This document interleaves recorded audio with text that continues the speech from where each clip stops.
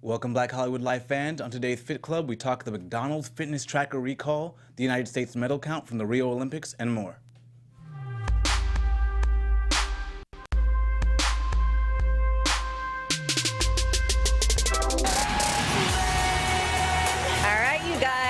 We are back. It is Fit Club, and in the background, that is a great. I think that was the opening song for the Olympics, and that was Katy Perry, "Rise." I actually need to add this to my workout playlist. Such an inspirational song, right? I just got goosebumps. I know it's kind of corny, but hey, you guys, I'm Fallon, your host. You guys can find me online at fitwithfallon.com or on social media at fitwithfallon, and my lovely co-host. I'm Shaka Smith. You can find me on Twitter, Instagram, and Snapchat at Shaka Strong. All right, me and Shaka this week have really dug in and done some research, and I feel like we have great topics to talk about.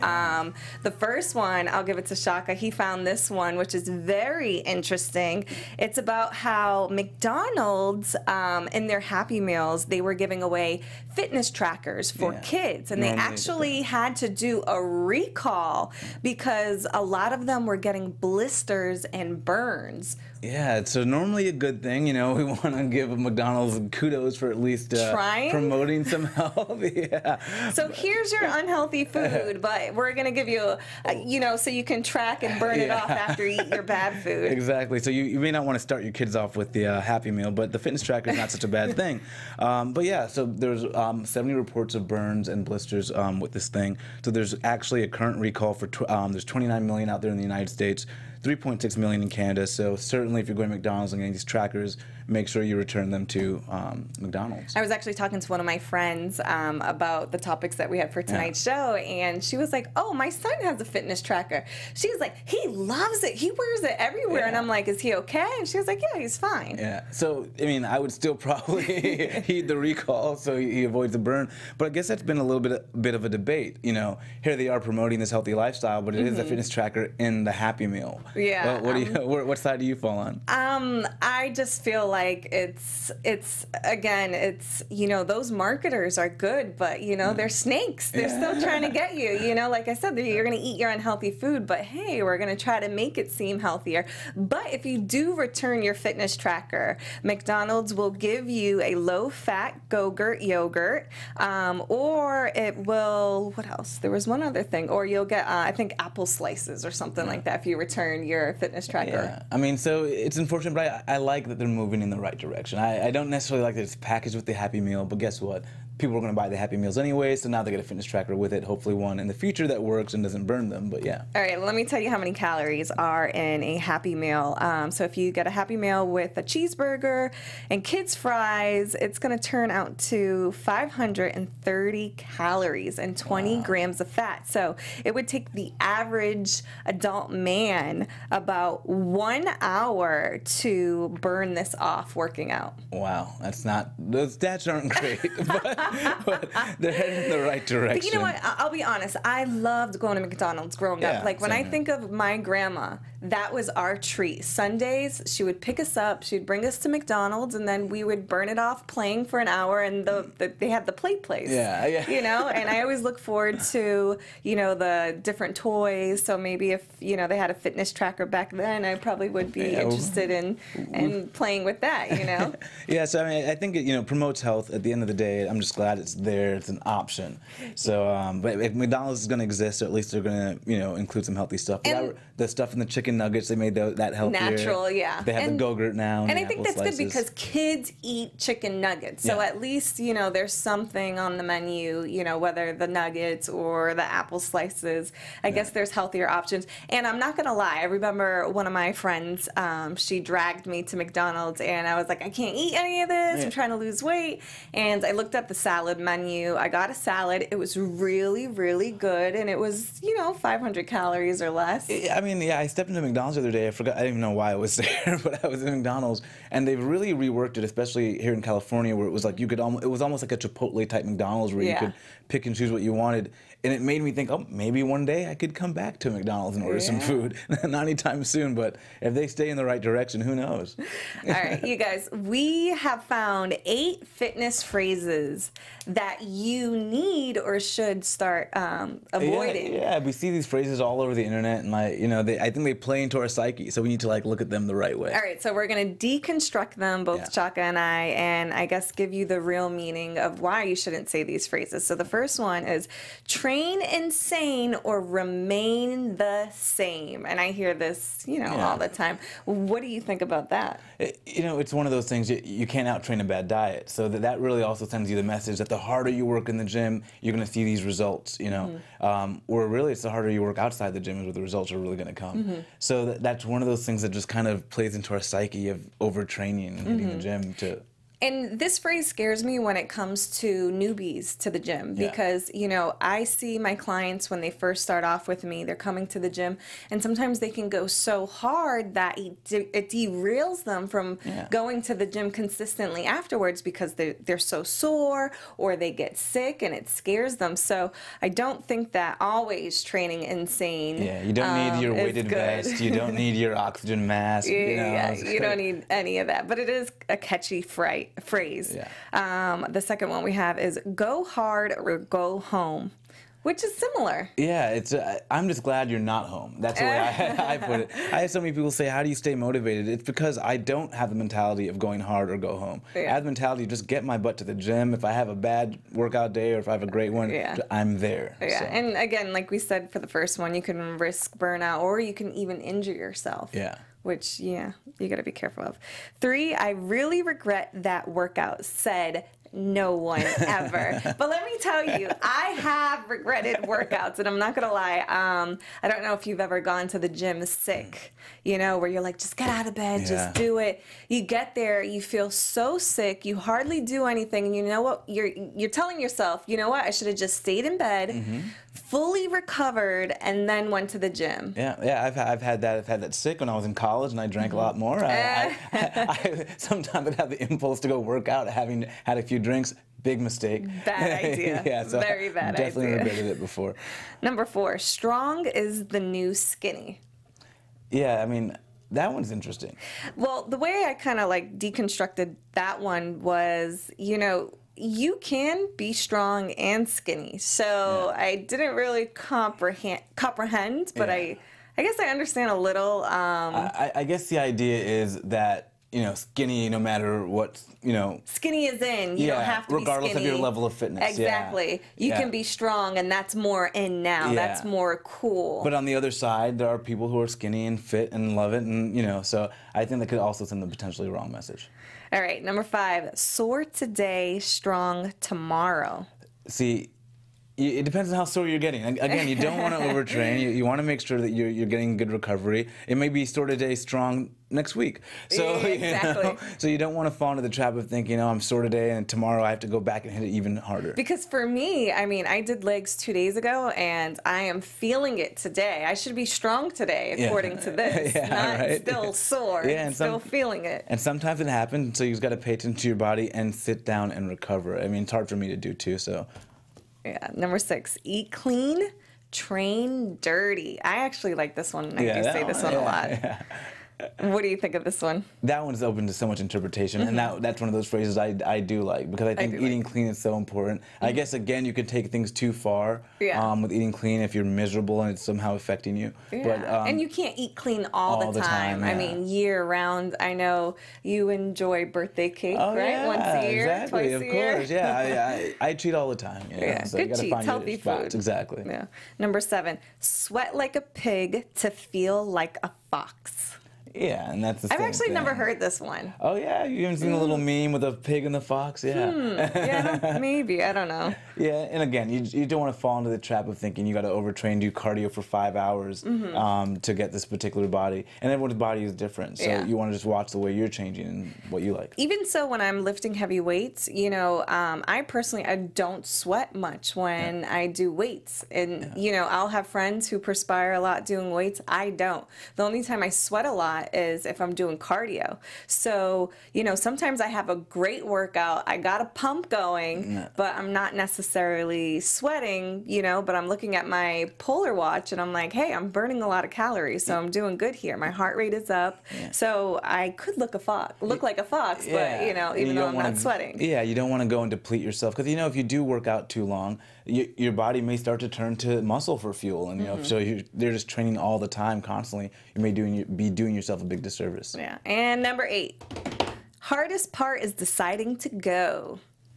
Oh, well, I think that is the hardest part. I think that is the hardest part. See, I don't think that's the hardest part. I think the hardest part is being in the gym and actually giving it your all for that hour. Like, I feel like I can get up, put my clothes on, go to the gym, but it's when I'm on that Smith machine trying to squat, you know, almost 200 pounds, and I'm like, no, this is the hardest part right here. Yeah, I think that's sort of, I guess, where you come from in life. A lot of people have trouble just getting to the gym. They overinflate the time it's going to take, or, you know, they find this and that excuse. Once you're in the gym now, there's certain mountains that are just tough to climb, and you got to mentally get there. But the first step is I think there. it's hard to get people just to go consistently. Yeah, I agree with that. You guys out there, what, I guess, fitness phrases do you guys kind of like saying, or you hate? You feel like they make no sense? I'm trying to think. What's my... Did you have one yet before this list? I don't know. I don't know. Did you? No, I mean, I guess for me, I always look at the positive in those phrases. For the most part, I just kind of take it as like motivation. Yeah. But then I can see in a lot of those phrases that we discussed is how it can do a disservice to a lot of people. Yeah. I do say a lot. I'm not gonna lie. No pain, no gain. That's something one of my clients are like, I'm in pain, it hurts. I'm like, no pain, no gain. Give me 5 more reps. But yeah.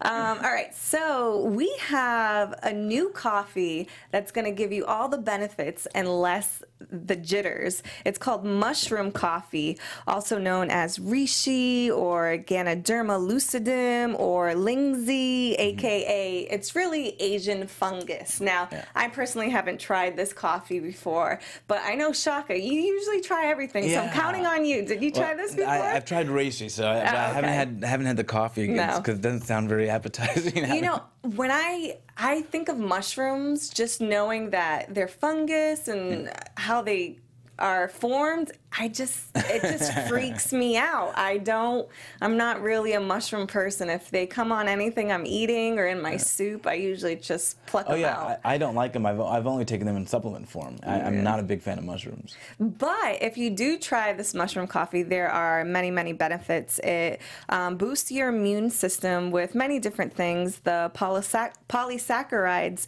help fight many things, such as high blood pressure. It will lower it. If you have some tumors, it's also rumored to help with that. And then it also contains lingzi, which is also, you know, beneficial for helping your immune system. They say it's very safe, except for patients who are going through organ transplants and who already have, you know... compromised immune system. Exactly. So they have to be careful with that. There are a lot of antioxidants in it. Reishi is actually an antioxidant. It promotes wellness by eliminating those free radicals in your system, and it improves your system to be able to absorb more oxygen. And again, blood pressure, cholesterol, all that stuff, it helps lower it. And it's an allergy alleviator because of the anti-inflammatory, I guess, components in it. Side effects? I don't know if there's side effects. Did I write any side? No side effects so far. Yeah, so that's good. Yeah. No side effects. Hey. Yeah, it's all natural, reishi and coffee, but I just don't know how it's going to taste. But yeah, I'm gonna have to experiment. I'll have to try to find it. Maybe that's one way I could get my mushrooms in without being like grossed out. But don't worry, they're not hallucinatory mushrooms. It's not that type of coffee. Yeah. All right, so we have the, I guess, results from Rio's Olympics this year, and let me tell you, the U.S. team really, really pulled it off. Record-breaking numbers. The Olympics contained 17 days, 206 nations, 10,900 athletes competed, and the U.S. I guess team brought home 121 medals. 46 of those gold, and that is more than any other Olympics, except it was pretty close to, I think it was it Beijing a couple years ago? Yeah. That was pretty close, but still this year we beat it, so that's awesome. We've seen the men's basketball team. We saw Clarice Shields, who was the first woman to, I guess, for boxing, win a gold. We have Simone Manuel. Yeah, for swimming. She made history. And my girl, Simone Biles, doing gymnastics. Geez. I mean, the gymnastics team was incredible. She cleaned up with the gold medals. She really did. And, I thought Gabby Douglas was like gonna be the trophy or like the poster child for gymnastics for many, many years, and Simone just went in there. Yeah, and she's been doing real stellar. Yeah, I cannot wait. And we had Michael Phelps too. Yeah, though. Michael his Phelps. last races. Yeah. Yeah, he was. Yeah. He was actually questionable how good he was. Yeah. I'm like, how are you still killing it? But maybe he knew, okay, this is my last Olympics. Yeah. I'm going to go hard. Did you see those memes with his faces? No, those I haven't evil seen them. faces? So I guess they were prepping to go into their competition. Oh, when he was, I saw that prep for it. Just like, intense. Very intense, but he was focused. I think he's got more gold medals since like some guy in 1000 BC. Yeah. So, he's record breaking. I think it's going to be a while before anybody can do what he has done, or at least break his his gold medal record. That's amazing. Pretty impressive. I had a great time watching the Olympics. What was your favorite sport to watch? I enjoyed track a lot. Oh, yes. Yeah, track was really... That was really, really good. Yeah, the 100, 200, well, not from our country, but I love watching Usain Bolt. He's such a character. He is... I love him. He was just like looking back at everybody laughing. He was like, I got this. But from the U.S., we had Allison Felix, so it was great to see her win some more gold medals. She wasn't able to medal in her individual race, but getting some relays, and, she's remarkable. I think she's gotten...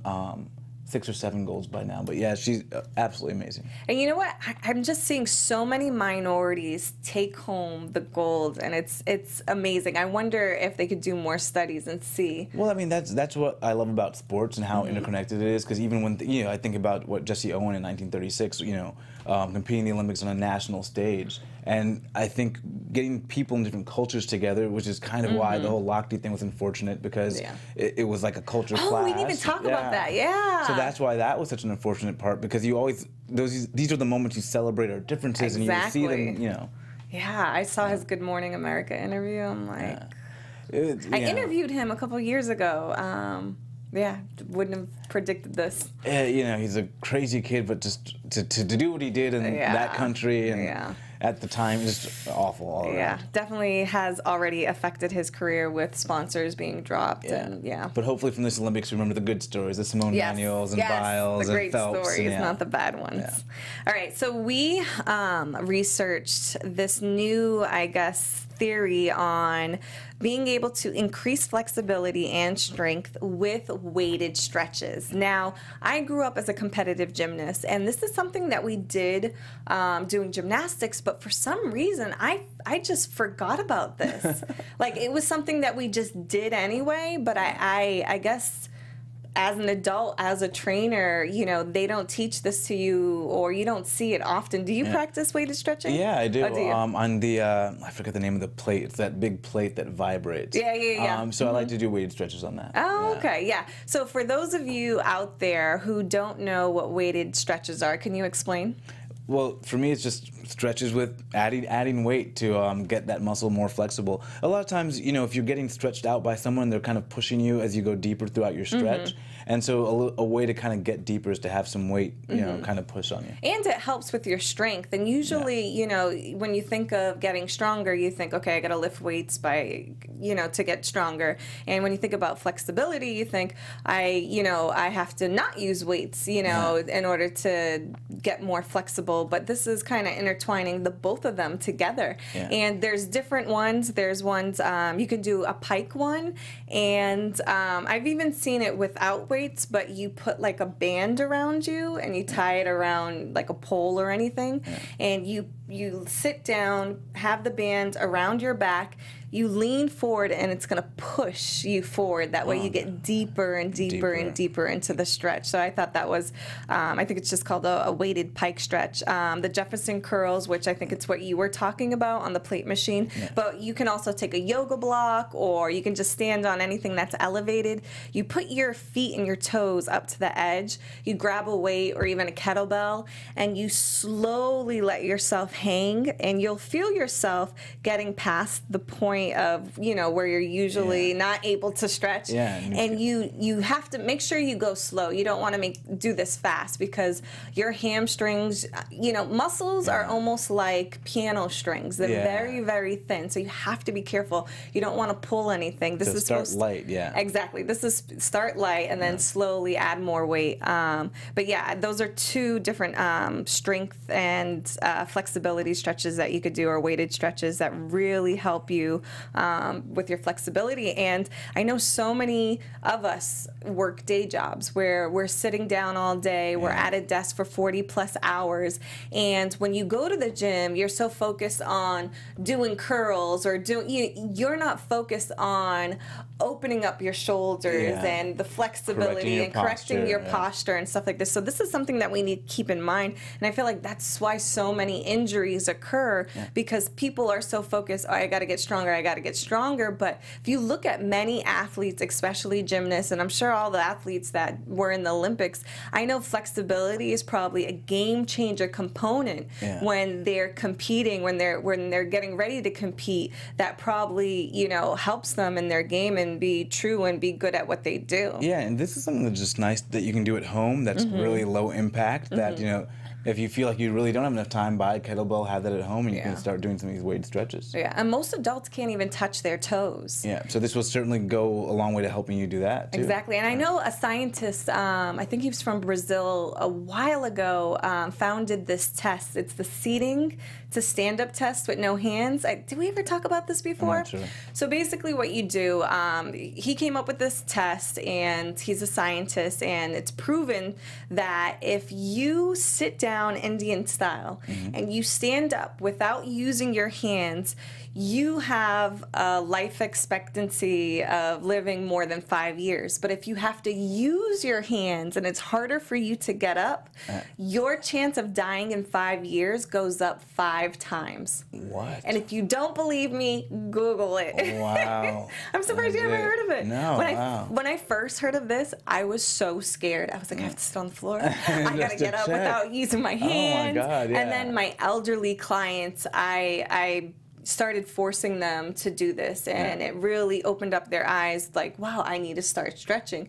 And I imagine, because as you get older, I mean, I don't know how true this is for young people, but if you're older and you don't have flexibility, you hear a lot of people who are older who fall and can't get up, and a hip replacement, all these other things, and then those things lead to bigger things, and then death. So, and certainly I think if you're concentrating on keeping those areas recruited, the core, the legs, then you're probably just living a healthier lifestyle overall. Yeah. All right, men, that's you, Shaka, too. Cover your ears. This is kind of, getting a little... Let you take this one, yeah. All right. So cover your ears, men. Shaka, cover your ears. California is now, lawmakers in California are trying to pass a law that will alleviate and take off tampon tax. That's right, California tampon tax may be gone soon, girls. So yes, let's rejoice. And that was something I didn't know. I said tampon tax. Shaka didn't know. I knew. So I'm from Massachusetts, and they don't tax anything really in Massachusetts, especially not feminine hygiene products. So when I moved to California, that was the first thing I noticed. Usually you get taxed on things that are not a necessity. And that's why these lawmakers are having such an issue. They're putting luxury tax on tampons. Having your menstrual cycle is not a luxury, okay? Let me tell you. And we cannot help that we're born women. So why should we have to pay extra for something that we need every single month for 50 plus years? I'm down with that cause. Yeah, it's kind of ridiculous. I had no idea that. It is crazy. And the sad thing is that about 20 million women in California live under the poverty level. Wow. So you think like, oh, what's an extra 10% to pay on tampons? Well, if you are living under the poverty level, you can hardly feed yourself, clothe yourself, put a roof over your head. And we've talked about the whole SNAP program, and something like that wouldn't be covered by EBT. Exactly. Yeah. I used to do a lot of like volunteer work for a domestic battered woman shelter, and that was always something that we needed. We constantly needed tampons, pads, and unless they were donated, it was hard to come by. So it was very unfortunate for those women who it's something that they couldn't help, that they would have to struggle. Okay, if food's a necessity, I don't see why this couldn't be also. So even President Obama got into it. He said, I suspect men were making the laws when this tax was passed, and I think it's pretty sensible for women in these states to get these taxes removed. So Obama is definitely on board, but we have to see if these lawmakers are. And if you look at the screen, if you're watching, it shows you all the states in pink that currently have the taxes, and the other colored ones do not have the taxes. So as you can see, most of the U.S., over 40 states, currently have the taxes. So it needs to change, and hopefully we will see that this year. Girls. Yes, let's go. Yes, and it should be gender equality as well. Yeah. I think that's one of the biggest issues. And this is a fight that we could all get behind. It just seems ridiculous. I need to call up some celebrities. We need to do some videos, right? Instagram. Well, I don't know about how a tampon challenge would work. But all right, you guys, the next subject we have is quite alarming. I found that menopause is on the rise in India. And this was another kind of big subject about, I guess, the conditions over there, and also why, as one of the largest countries, they didn't meddle. Yeah. And menopause is now, usually worldwide, you usually get menopause statistics show around 51 years old. But in India, women are experiencing it as young as 29 years old. So there's a 4% increase of women at 29 to 34 years old who have been experiencing menopause, and an 8% increase of women 35 to 39 years old experiencing menopause in India. And first what they've seen is, irregular menstrual cycles, and then they cease altogether, which is very interesting. Yeah, and the average age is 51, so this is like a huge problem. Yeah, and Dr. Gupta, an IVF specialist from India, thinks it's POF, which is premature ovarian failure, which could be caused of many different things.